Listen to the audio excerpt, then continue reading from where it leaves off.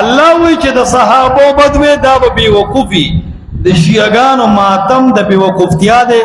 ځان په چاړه وي او ځان په ډز نه وي دا بیوقوف دي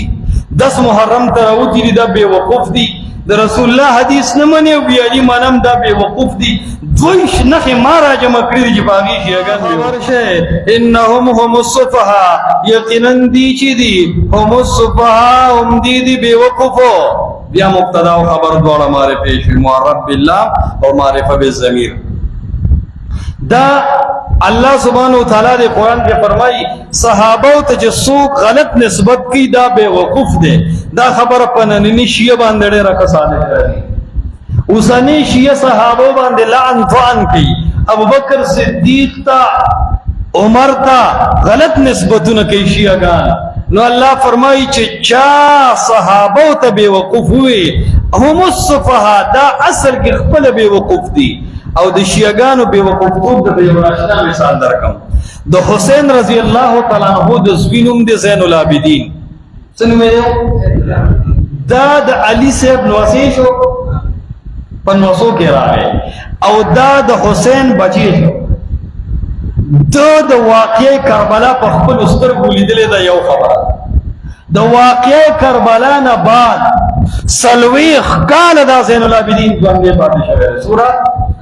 نو په سلويخ کال کې به 10 محرم سو پیر راغلی سلويخ سلا په سلويخ کال کې به 10 محرم سلويخ سل راغلی کنا یو شیعه مور راوړي د زما په دې د نت پستر کچې لاندې کتا کې انصاف یو در کې داسې د ځوان بچي مولای د زین العابدین نماتو خو چې هغه 10 محرم کې ماتم کړي بس مو مانگا انام در کوم کنت د زین العابدین نه په حسین زیات معنی په حسین رضی الله تعالی عنہ بخپل زوی زین العابدین ډیر معنی کې د اوسنی زمانه کومینه علن کې د خمینی ز کتابونه بخیم چې دی حسین ته غوسدي دی حسین ته غوسدي او دی منی چې حسین د یزید سره اختلاف نه ور سره د یزید دی بدی پوي دی نو ته سوچ کوه پدې سلويخ کال کې زین العابدین سے ماتم نه کړي اس په میدان ته نه رسته ځان په چړو په تورو نه دیواله متعود خلق نه دی را بللې نو د حسین او د زین العابدین او د علی لوم بنی منکرین او د اغلوم بي بد بیانون کې او د اغه د طریقونه منکر شيګان دي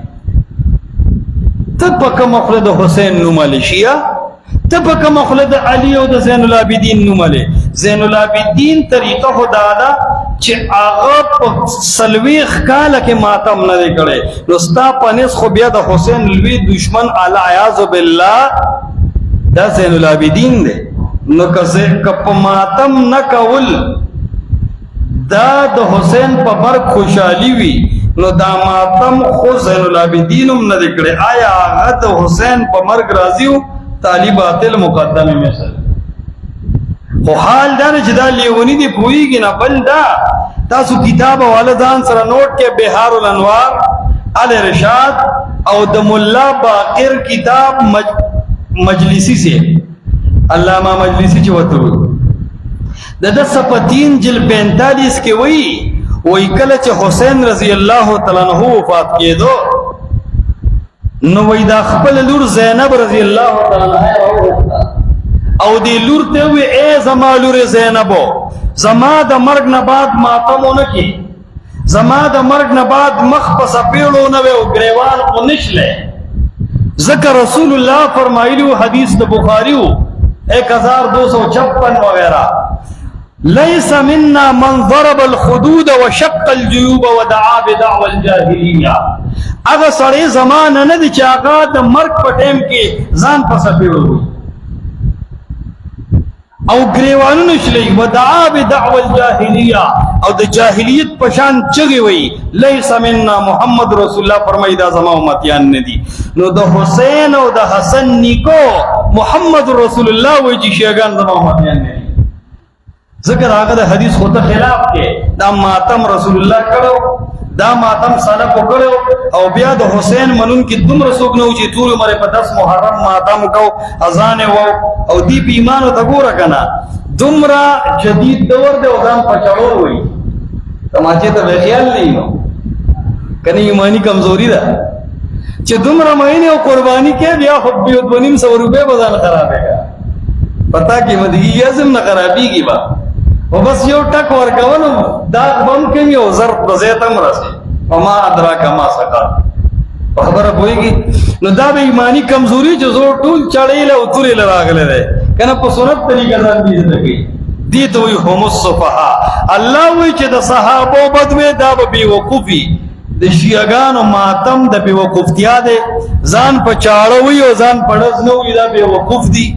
10 محرم ته راوتی دا بے وقوف دي د رسول الله حدیث نه مني وی علي منم دا بے وقوف دي دوی شنخه ما راجم کړی چې باغی شیعاګان بے وقوف دي دوی شنخه صرف د وقوفتیا ده او په کفر کې علماء کتابونه ذکر کړی دي ان شاء الله چرته بزاګه پېښ کوم او دا خبره د حافظ ابن رجب حنبلی لطائف المعارف 81 صفحه کې وی و یجبا خبره ده چې د شیعاګان ماتم کوي په مرګ د حسین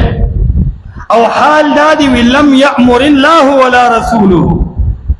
باتخاذ ایام مصائب الانبیاء وموتهم معتما فكيف من دونهم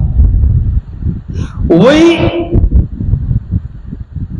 تاسو وګوره په انبیاء څومره سخت ورځې راغلي دي کله دي راغلي په نوح علیہ السلام لږه سخت وکړه ډېر چې کشته د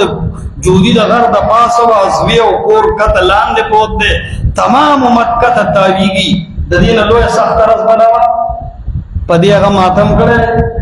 د ابراهیم علیہ السلام زوی د چړې لاندې د دې نه سخت ورځ ماتم کړه دغه رنگ اسماعیل او هاجر بیبي په شار میدان کې د زمزم سره پریخي دی واغت تللی دی دنه لوی سخت رضوا زکریا علیہ السلام په من پوښول دینه سخت رضوا د طائف نه رسول الله په وینو سور راغلی دینه سخت رضوا نو وی الله د یو نبی په مرګ او په سختې د ماتم حکم نه دی کړی نو د یو صحابي او د تابعی په مرګ په د ماتم حکم څنګه د نبی په مرګ د ماتم اجازه نشتا نو د حسین چې نه نبی دی نه پیغمبر دی بلکې د نبی علیہ السلام وصی دی او صحابي دی په هغه باندې به د ماتم اجازه څنګه وشي بل دا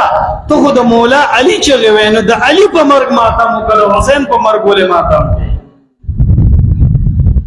دي تم هم الصفها وي د مزغودي نیمه سي کار پرې کړي